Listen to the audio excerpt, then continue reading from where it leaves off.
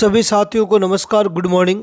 दोस्तों, आज की क्लास में हम महत्वपूर्ण प्रश्नों की चर्चा न करके आज हम RTE 2009 है, जो राइट टू एजुकेशन जो 2009 है, RT एक्ट 2009 है, इसकी प्रमुख अर्थात मुख्य धाराओं के बारे में आज की क्लास में अपन चर्चा करेंगे।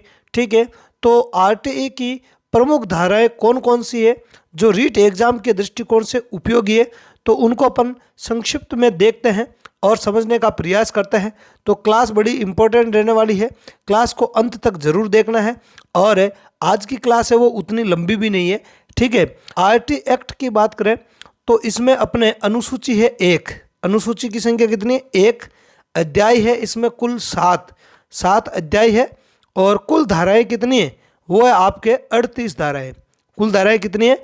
38 धाराएं हैं। अध्याय कितने हैं? 7 और अनुसूची है 1। ये आपको ध्यान रखना है। अब अपन देखते हैं प्रमुख धाराएं कौन कौन सी है और उन धाराओं में क्या क्या प्रावधान कर रखे हैं। तो सबसे पहले अपन देखते हैं धारा 1। इसमें है आपके संक्षिप्त नाम, विस्तार और प्रारंभ, है ना।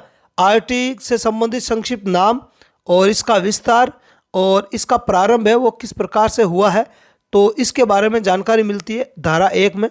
फिर धारा 2 में है शब्दावली। RTE से संबंधित जो शब्दावली है वो धारा 2 में है।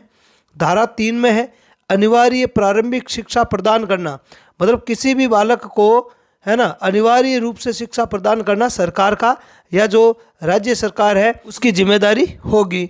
और धारा 4 है आयु के अनुरूप कक्षा में प्रवेश, मतलब कोई भी बालक है उसको आयु के अनुरूप कक्षा में प्रवेश दिया जाएगा। जैसे मान लिया कि RT एक्ट 2009 की बात करें तो यदि बालक 8 वर्ष का है तो उसको कक्षा 3 में एडमिशन मिलना चाहिए। किसमें? कक्षा 3 में एडमिशन मिलना चाहिए।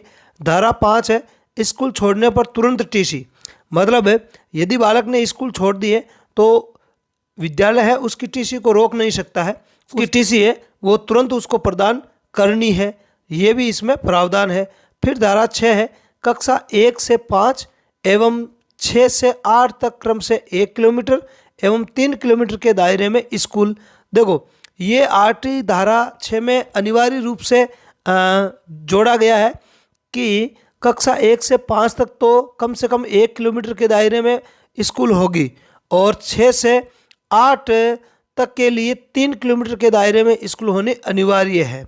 मतलब प्राथमिक जो विद्यालय वो 1 किलोमीटर के दायरे में बच्चे को मिल जानी चाहिए और उच्च प्राथमिक विद्यालय वो 3 किलोमीटर के दायरे में बच्चे को उपलब्ध हो जानी चाहिए।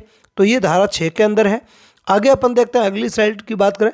अगली स्लाइड पर है धारा 12 में निजी स्कूलों में 25% सीटें आरक्षित। यहाँ पे सीटें शब्द लिख लेना, ध्यान रखना है। मतलब प्राइवेट जो स्कूल है उनमें भी जो दुर्बल वर्ग है या जो वंचित वर्ग है उनके लिए 25% सीटें आरक्षित की गई है ना। उन बच्चों की फीस है वो सरकार खुद देती है। अगला है आपके धारा 14 में है जन्म प्रमाण पत्र न होने पर भी प्रवेश अनिवार्य है। मान लिया किसी बच्चे का बर्थ सर्टिफिकेट नहीं है, उसके बावजूद भी उसको प्रवेश देना अनिवार्य होता है। ठीक है, मतलब प्रवेश लेने से उसको किसी भी स्थिति में नहीं रोका जा सकता है। अगली धारा है धारा 16, कक्षा में न रोकना एवं विद्यालय से बाहर न निकालना। न ही कक्षा में विद्यार्थी को रोका जा सकता है, रोकने का मतलब उसको फेल नहीं किया जा सकता है ना, और न ही उसको विद्यालय से बाहर निकाला जा सकता है। ठीक है, कि भाई कमज़ोर है और नाम काट के उसकी TC है वो उसको दे दी गई है, तो ऐसा नहीं किया जा सकता है। धारा 17 है प्रताड़ित नहीं किया जाएगा, मतलब बच्चे को किसी भी प्रकार से भावनात्मक रूप से, मानसिक रूप से या शारीरिक रूप से किसी प्रकार से प्रताड़ित नहीं किया जाएगा।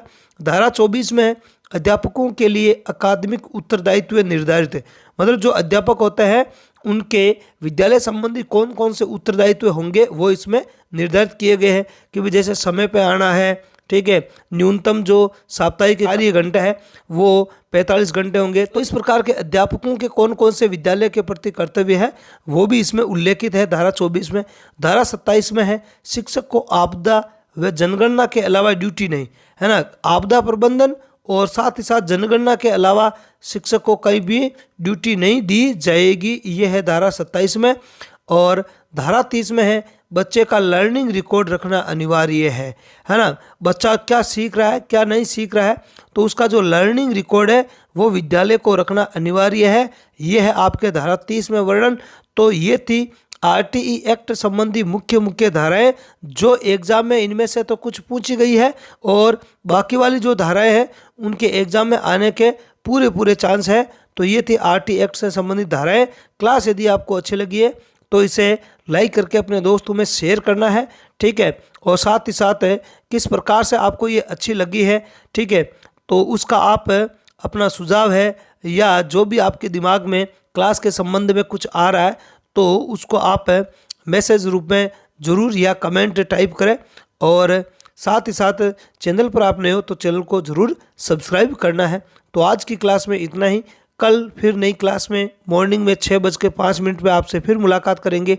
तब तक के लिए धन्यवाद। जय हिंद।